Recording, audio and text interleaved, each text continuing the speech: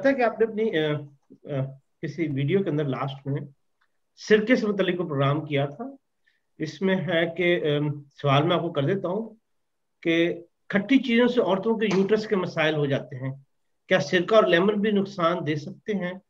Please बता दें, और सिरके के इस्तेमाल पर भी एक प्रोग्राम जरूर कीजिएगा। जी, इसके ऊपर प्रोग्राम आपको करना चाहिए। और ये हमारी बॉडी के अंदर एंडोक्राइन ग्लैंड्स होते हैं। ये ठंडे मौसम में इंसान को तमाम खट्टी चीज़ें नुकसान देती हैं, क्योंकि ठंडे मौसम में जो हम खाना खाते हैं, क्योंकि हम एशियन हैं और हमारे खाने में ज़्यादातर विटामिन सी मौजूद होती है पहले ही से। जैसे सुरख मिर्चें हैं, हरी मिर्चें हैं, और हम गरम मसाले इस्तेमाल करते हैं, ज़ीरा है। इन सब में हमारे पास बहुत ज़्यादा विटामिन सी है। विटामिन सी पहले ही हमारे ब्लड की सर्कुलेशन को नीचे रखती है। वो इसलिए रखती है विटामिन सी कि ये हमारे खून को पतला कर देती है।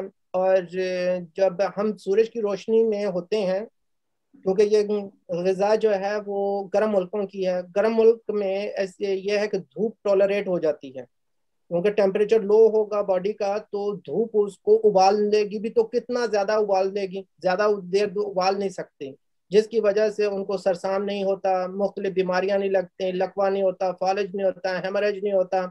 आप देखेंगे कि जो थर्ड वर्ल्ड है या ऐसा मुल्क जो तमाम गर्म मुल्क हैं, उनके अंदर ये सुर्ख मिर्चें, हरी मिर्चें और बहुत ज्यादा स्पाइसेस खाया जाता है। इसके बावजूद उनको कोई प्रॉब्लम नहीं है इस तरह के, जिस तरह के यूरोप में है। वही लोग जो वहां रहते हुए यहाँ आकर उसी तरह वो अपना ग़िज़ा रखेंगे, तो लाजमी बात है उनके ऊपर जो खटास है वो और टेम्परेचर को लो कर देती है। और जब टेम्परेचर लो होता है, तमाम ग्लैंड्स अपना हार्मोन्स नहीं बना पाते, क्योंकि उनको प्रॉपर खून नहीं मिलता। जब उनको खून प्रॉपर नहीं मिलेगा तो उनको बैरूनी बैक्टीरिया जो है स्वेलिंग कर देता है।